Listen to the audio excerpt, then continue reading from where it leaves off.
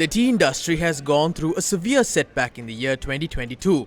But even amidst a crop shortfall in 2022, the industry has been making great efforts to generate export revenue into the country. Industry experts say that the appreciating rupee is expected to affect exports.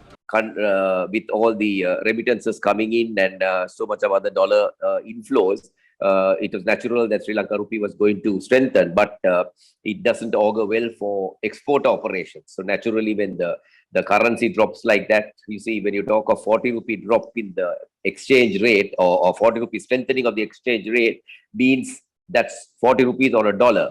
So on a $5 contract, the exporter already loses about 200 rupees on a kilo.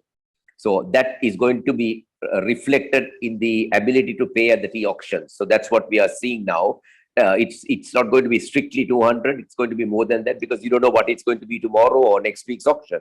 So therefore, the exporters who have contracted forward, which is predominantly how they contract the tea sales, all I can say is that tea prices have seen the steep hike that we enjoyed, as I said, from April last year until last week. Sri Lanka's hotel industry is a key driver of economic growth. However, amidst severe drawbacks experienced during the prevailing economic crisis, hoteliers anticipate a reduction in cost of operations and a decline in losses incurred as the rupee appreciates against the dollar. This is actually a double-edged sword for us in the tourism industry. The dollar is coming down, and hopefully with that the cost of living will come down, which means as a tourism hospitality operator, we will see our cost of operations coming down as well, which is a positive. Many of our hotels have borrowed in foreign currency. We are incurring huge losses due to that. Book losses will come down as well by the fact that we have appreciation of the rupee. So these are all good points. I mean, on a slightly negative is that for those tourists who are coming here, for them it was like monopoly, getting 360 to 370 rupees to the dollar. That will go down. But overall, we see this as a very positive.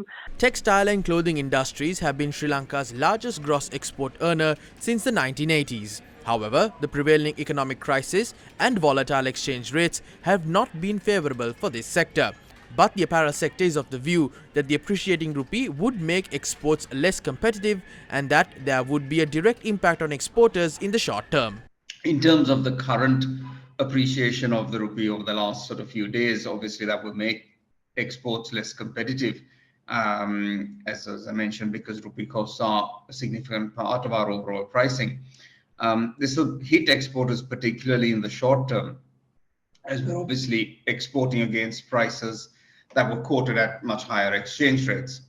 Our biggest rupee costs are really energy and fuel, and we would really hope that in the near future we would see reductions in the prices of both power and fuel, which would obviously then mean a reduction in the rate of inflation for consumers and for the economy. So again, as these things settle down, we will get to a longer term position. But right now, it will lead to an immediate impact on exporters. But our hope is that will translate to eventually lower inflation for the country and more stability. So I think it's a timing issue as these things work out. But yeah, from an exporter's point of view, a very sudden appreciation of the rupee is not something that we can cope with, particularly at a time where demand is down, and right now exports of apparel are going to be much lower. We've seen a reduction in the last month or so, and we see that going ahead. So it's not really come at a bit, not that there's ever a good time, but it's a particularly bad time for this to happen right now.